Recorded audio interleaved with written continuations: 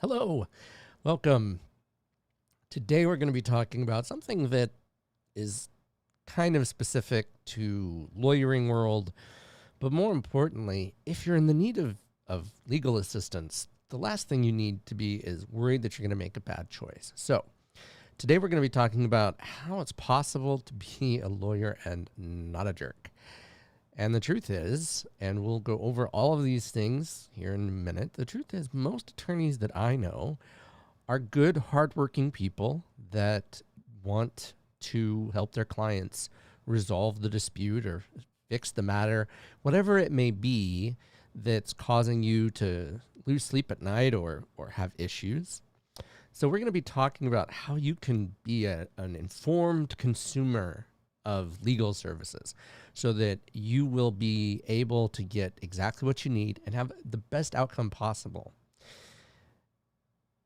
I don't mean a perfect outcome. And I think that needs to be very clear from the beginning. You might get everything you want. You probably won't get everything you want, because the reality is that whenever you are dealing with a dispute, it's never going to be a perfect outcome. There's going to be issues on both sides. That's just the nature of a dispute. Okay, there's going to be something that hurts, whether it be financially, emotionally. So we're going to talk about all of these things in the context of what you see on TV versus reality of what is like in actual law practice. Okay. By the way, Vishal, thank you. Hello, welcome. Happy to have you. If you're new here, my name is Taylor Darcy from Think Legal, where I help you create the business of your dreams. So welcome. I'm happy to have you. And please, we go live Monday through Friday, except for holidays, at 11 a.m. right now. As a fact, 2 minutes ago we started, but we always start with a little warm up, little music, little dancing. Gets our blood flowing, gets our thinking going. By the way, today, as you can see, I'm wearing a different headset than what I normally wear. And the reason for that is I'm actually hard of hearing. And so I get chronic ear infections. And unfortunately, I have an ear infection in my right ear right now. And so putting on my normal earbuds hurt, like, ow. Bad, hurt.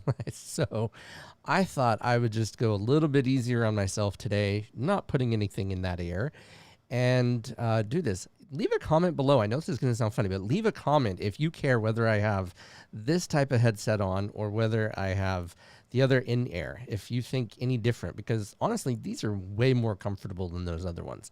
They just don't look quite as nice. And so it's really completely, like, sound-wise, I can hear, so it's not a big deal on either side of things. But leave a comment. Let me know what you think. If you think that these look better or worse, or if I'd rather be in those.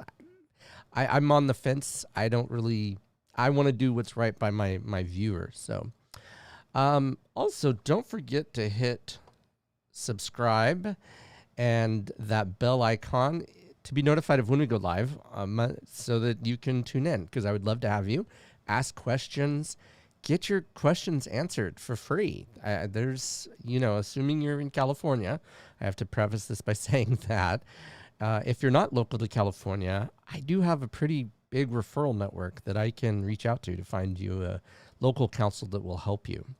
So let's get started.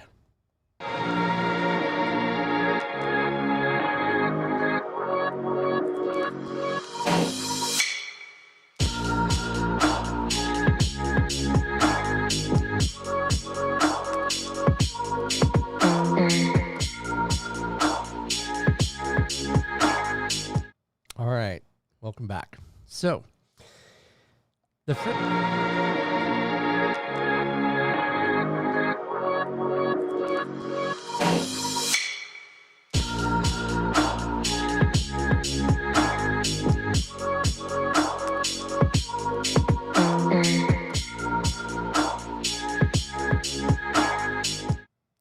oops.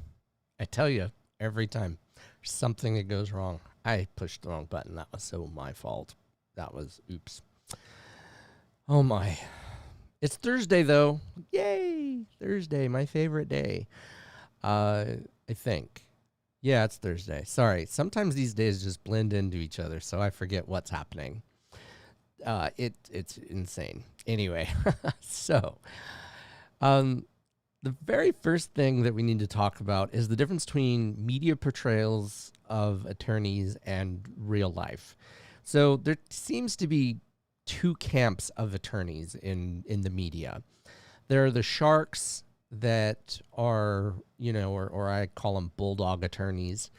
And so if you're a fan of legal dramas at all or legal shows, you get Suits with Harvey Specter. They're the shark. They can navigate. They're rule breakers and they find their way around the law. And, you think that they're, the best advocate in the whole wide world. And then typically, and this is usually true of sole practitioners or unfortunately public defenders, the media portrays them as overworked or buffoons or incompetent, different ways. Now, I tell you the portrayals of them are completely inaccurate because public defenders actually, yes, they might be overworked, but they are far from being incompetent. Usually they are some of the best attorneys that I know because, and here's why, they're in court more often than a civil attorney is. A civil defense attorney. That isn't to say that civil defense attorneys aren't good. I'm simply saying that the media portrays them badly for not a good reason, right? And so it erodes trust in the public defender system.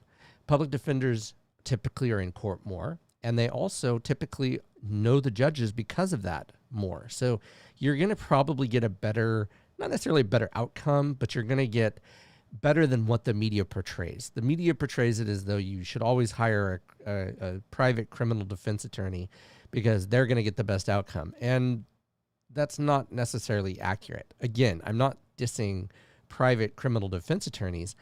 I'm simply saying that in the media, it's not accurate. Private criminal defense attorneys are as good as public defenders typically. That's what I'm getting at. So I want you to equate good differently when it comes to that type of image. Hopefully, you're never accused of a crime. But if you are and you can't afford an attorney, then a public defender is a viable option to go. If you can afford an attorney, then these are the things that you want to look for and talk about with your attorney to make sure you're getting the best representation possible. So the reason why this is so important is because once you start having a more realistic approach to what an attorney does or doesn't do, then you're able to give more credence to it. Hey, Josh, go ahead and leave them in the comments, and I'll answer them at the end. Okay, so I'm happy to answer them. I just don't have a way for you to call in quite that easily. So the next thing is that the media portrays Bulldog attorneys as the attorney that you want. Here's the problem with Bulldog attorneys. Bulldog attorneys tend to be more expensive. And I'm not suggesting that you don't want someone to fight for you. As an obligation, we fight regardless, okay? But sometimes it doesn't make sense to push every possible way because then it just costs you more money and you may or may not win for those things. Okay. That's the reason for why a Bulldog attorney is not always the right attorney. It depends. There's a lot that goes into what you decide for your personal benefit or personal case. Okay. Sometimes a Bulldog attorney is what you need, depending on the other side. Sometimes you need someone that's more of a peacemaker or someone that's able to negotiate better than try to ram down the other side's throat these things that may not make actual difference in your case. Okay, so that's why it's important that you take these thoughts and realize that what you see on TV is not what court is like. And not what, I mean, I know I say that and you're like, well, of course that's not, I mean, it's just like doctor shows. But the problem is that knowing it in the media versus knowing it in your head is very different. So when you're starting to need counsel, legal counsel, one of the best places to go is to find a friend or find someone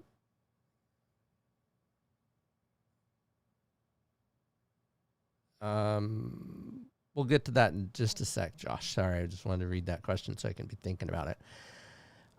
So the best way, or one of the best ways, is to get a referral. Now, either from a current attorney or from someone that has had a similar matter to your own. Okay. That is going to give you a beginning. I don't want you to think that that's the end, because just because someone gives you a referral has no reason that you have to hire this person. They might be good for that person that gave you the referral, but they might not be good for you, depending on you and that relationship. So don't feel like that you have to hire that person just because you got a referral. Should that lean in your favor? Absolutely.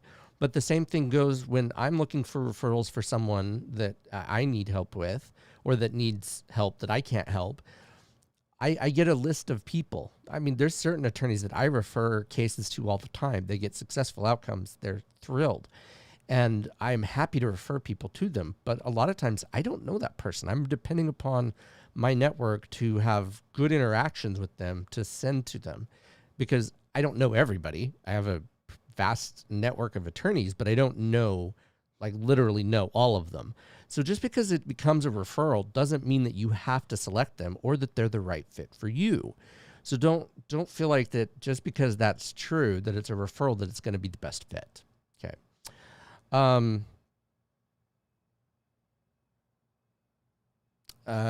So that's the first thing. Referrals is a great way to do it.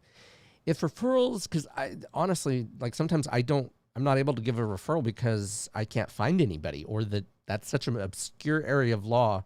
There might be one person in an entire state that handles that matter. Okay. So the next thing is you're going to want to look for a practice area, someone that practices in the same area, because they may not be able to handle your matter, but maybe they know somebody who does because they're familiar with that area of law. And this just goes to, I don't practice family law. I don't practice criminal defense law. So I have friends who I refer those cases out to. But within that, like I do business and corporate litigation, that type of thing. So within that, if I'm not a good fit for you, then I typically will send my cases, I will have my cases refer out to other people because I can't help them, right? So practice area is big, because unless someone is a big firm and a huge firm, I mean that big, they're not going to handle every matter possible. Like there's not going to be a family attorney that does business, that does estate planning, now there might be some crossover there. For instance, I know a lot of family attorneys that do estate planning because they kind of like, those are complementary practice areas. I know criminal defense there's a lot that do personal injury because of the plaintiff's work that goes with it. So it really depends. You really want to take a look at their, not just their practice area, but within their practice area. Do they have a subspecialty that they love doing? Okay. Because that can make a big difference. The next thing is you're going to want to look at their communication policies. What do I mean by that? Do they allow texting? Do they allow email? Do they only allow phone calls? Do they require appointments? It just depends. Each attorney is different and how busy they are and what they allow. Some allow everything, some allow nothing. Are they old school? And what I mean by old school, like they only allow certain things. Okay. Because, like, for instance, are they still working on a paper and pad? And I'm not dissing that. I'm simply saying that, are they still using the billable hour? We'll talk more about billables in just a minute, or billing in just a minute. So these issues, these are things that you want to be aware of, especially in the communication area, because how regularly are they going to update you on a case? Once a week? Once a month? If it's something that's new? What is comfortable for you? Like, do you want to receive texts, or do you want to receive emails, phone calls. What is it that would make you happy? Talk to them. Ask them what their policies are. Find out what it is that you can expect. What are your expectations versus what their practice is? Because they could be practicing in the area that you like. They could be a great referral, but if they don't work with you, then don't hire them. If they don't work in the way that you like working, then don't hire them, because it might turn into a bad relationship for no reason. Okay. The next thing is, and this is one of those important things, that reviews. How have they done with previous people? Do they have any reviews? 1, 2, 5? Has it been someone that gives them referrals on a regular basis?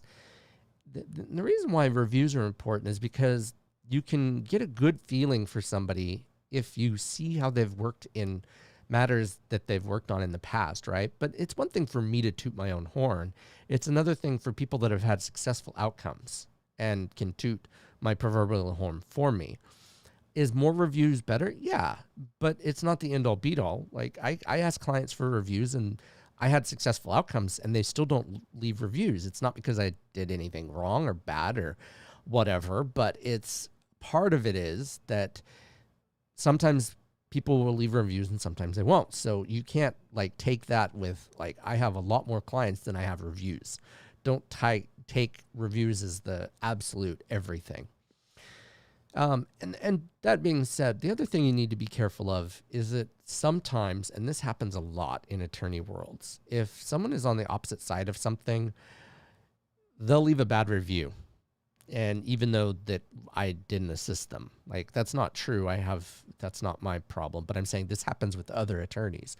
So you really want to take that 1-star review with a grain of salt, because there's always multiple sides to it. You never know what is the absolute truth. So take everything into consideration.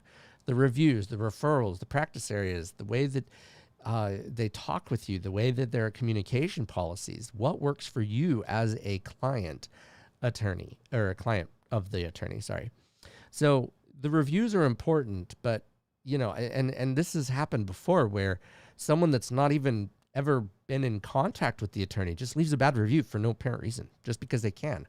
And then you get other attorneys that leave bad reviews, or have their staff, unfortunately, leave bad reviews for their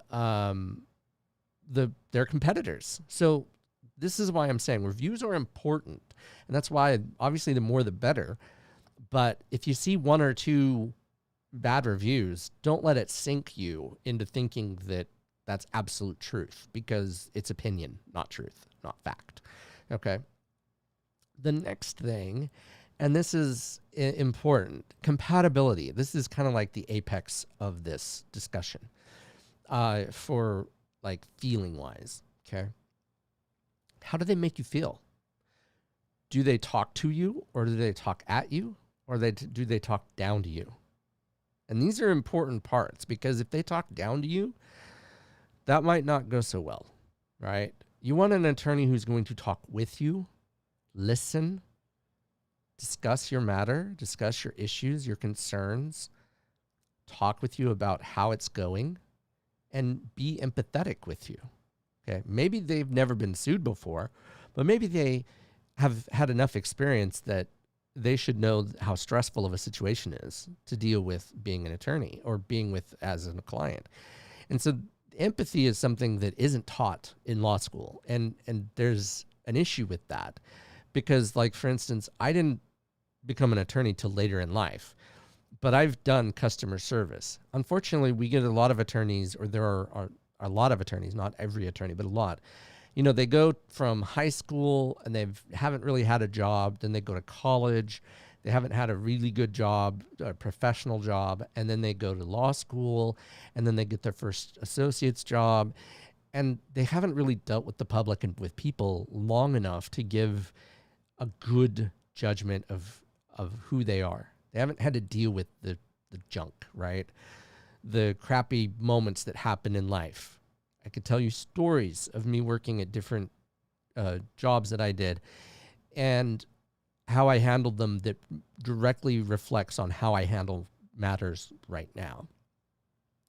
But rather than go into those details, so you want to talk with them. Are they compatible with who you are?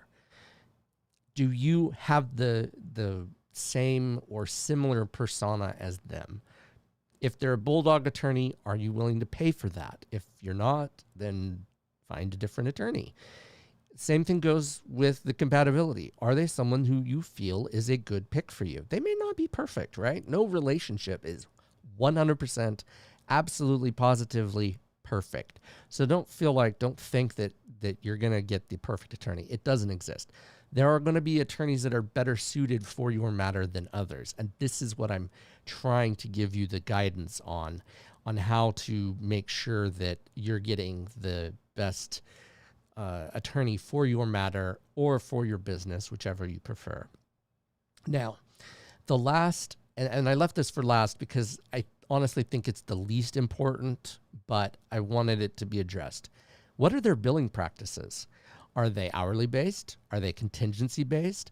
Are they flat fee based? This will make a big difference in the outcome of your case from a financial standpoint. Contingency based attorneys, there's nothing wrong with any of these ways. I don't do hourly billing. I do flat rate only. And the reason for it is I believe it's fair for my clients. And it also means that your outcome is not tied to my bill, right? So it doesn't incentivize me to spend extra time, which is what happens a lot in billable attorneys, is that they will spend extra time on a matter in order to pad their bill, even if it doesn't further the case. That's the problem. If it furthers your case, then I absolutely would do it. And that's part of my flat fee, is that there's no padding, right? I get paid the same whether I do that extra work or not. I have the same obligation for advocacy regardless of whether it's billable or hourly, flat. So by doing flat rate work, and it's better for my client. They're happier. There's no surprise bills. If I make a mistake or if something pops up that I didn't anticipate, that's on me. I take that load off of it. Again, this doesn't decrease my obligation to be an effective advocate for my client. So I'm going to push and do what I need to do, but you aren't going to get a padded bill from me just for me to have it reduced, which is one of the big problems with the billable hour, is they'll run up the bill and then it'll be padded and then they'll drop it down to what it should have been, which is where I would be in the beginning anyway. Then contingency based is only for plaintiffs. Okay, it's based on the outcome of your case. If they win, they get paid. If they lose, they don't get paid. So that's, again, both good and bad. It's no money out of pocket for you typically, or little money out of pocket. It depends on the agreement. But those are the ways that you can pay. Each attorney has their own personal preference. Typically, transactional matters are flat rate. Not always, but typically. Litigation for most firms, not all firms, is usually billable hour.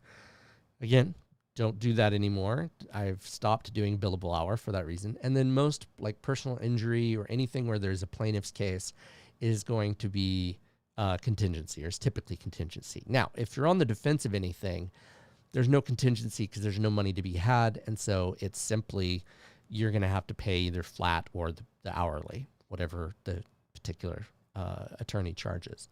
So these are the things that you want to look for and talk to, and really realize that being an attorney is challenging work. We take on ourselves the stress and the work that goes with doing your case. And so it has its challenges, but I want you to know that the attorneys that I'm friends with and that I went to law school with, that I work with now, are all good, hardworking people.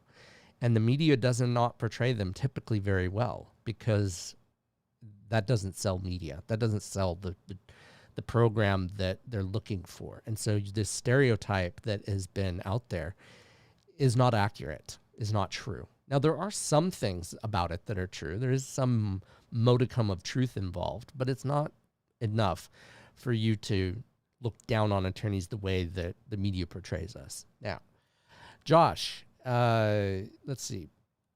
If you've never had a case or experienced first arrest until the judge rules, how is it possible to have a background check effectively damaged by the trial which hasn't even taken place?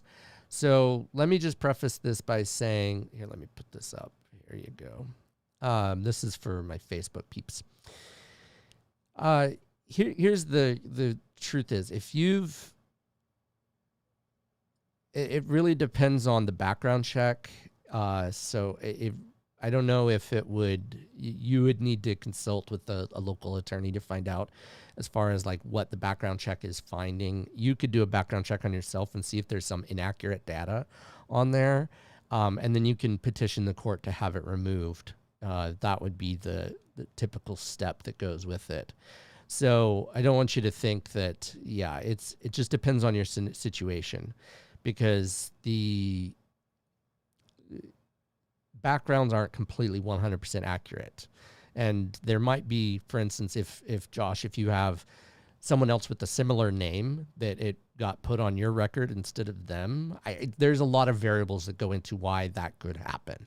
I'm not suggesting that I'm 100% right there. I'm simply letting you know that the best thing to do would be to get a copy of your background check, which if you're in California, you have an obligation, or you have you can get that from your people. So, or for whoever ran the background, you're entitled to a copy of it. That's what I was trying to say. Sorry. So you really want to get the copy of the background, review it, and see if you can get it corrected. So if you've never had a case and there's never been an issue, it'll also allow you to go research it to find out. And then you can petition the whoever did the background check to reevaluate it once you've done that. Does that help you, Josh?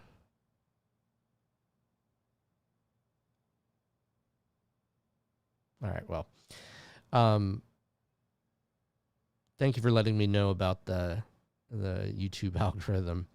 So if you've gotten value out of this video, or just you want to hang out, please don't forget to hit subscribe and like, and just know that we go live Monday through Friday at 11 a.m. I look forward to meeting with you or talking with you. Thank you, Josh, for tuning in.